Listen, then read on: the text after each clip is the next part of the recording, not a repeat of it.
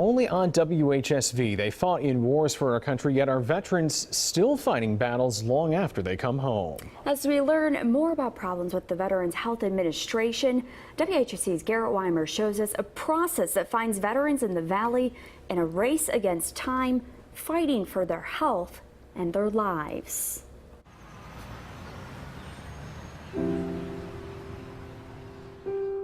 Names, more than 58,000 of them, etched in stone and in the hearts of those who come here. They'll never be forgotten. Yet it's those who survived the war who today feel like they might be. This is just the way the government works. If I was an illegal immigrant, I'd be treated better. That's the way I feel. Scandal and outrage erupted after veterans in Phoenix died while waiting for appointments at the VA hospital. That set off a slew of investigations, internal audits, congressional hearings, and a high-profile resignation. The Inspector General says it is a systemic problem that needs to be fixed from top to bottom. The developments have shone a light on a process that many veterans find cumbersome, perhaps intentionally so, filling out form after form, facing denials, followed by appeals, then delays, as veterans work to unravel the red tape keeping them from their care. It's too bad this is on TV because I got a whole row of cuss words that would roll out.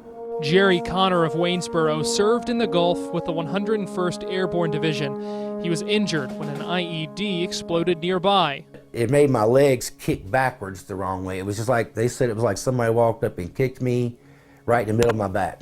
And it's something you'd see on a cartoon.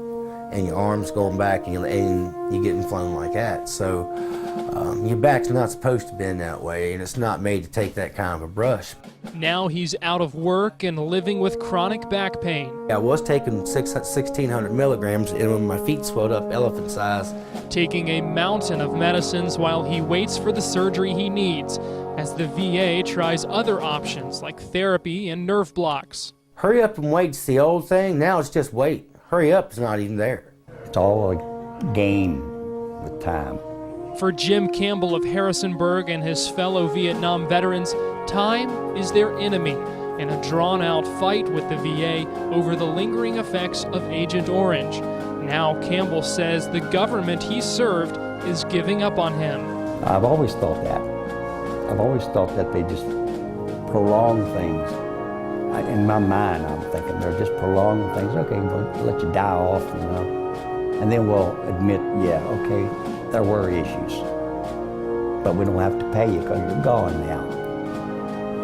Yeah, that's my personal opinion. Do you think the VA is waiting for you to die? Yes, that's what I think. These people are owed not just an obligation based upon the law, but they're owed a moral obligation to receive the kind of care that they deserve based upon the sacrifice that they made for their country. Here in the nation's capital, bills proposed by the House and the Senate to address problems with the VA have brought a rare spirit of bipartisanship and compromise here to Capitol Hill. Those plans would let veterans go to private hospitals if they can't get a timely appointment. The bills also address problems in the VA's administration. Congressman Bob Goodlatte says that's an important part of making sure the changes last. The fact of the matter is, passing new laws when the old laws aren't being administered properly is not really going to solve the problem. It's got to be a hands-on fix of the agency itself. In a perfect world, every veteran would get the care that the government promised them. But we don't live in a perfect world, and everybody knows it. They survived the hell of war. That's how we have our freedom. But their fight is far from over. They say that the suicide rate of the veterans now has increased so much. It's probably because they feel like they've been abandoned. Maybe this will help alleviate it some. Immediate medical care. And though the clock is still ticking, for Campbell and others whose names you won't find on this wall, it's not too late. In Washington, Garrett Weimer, WHSV.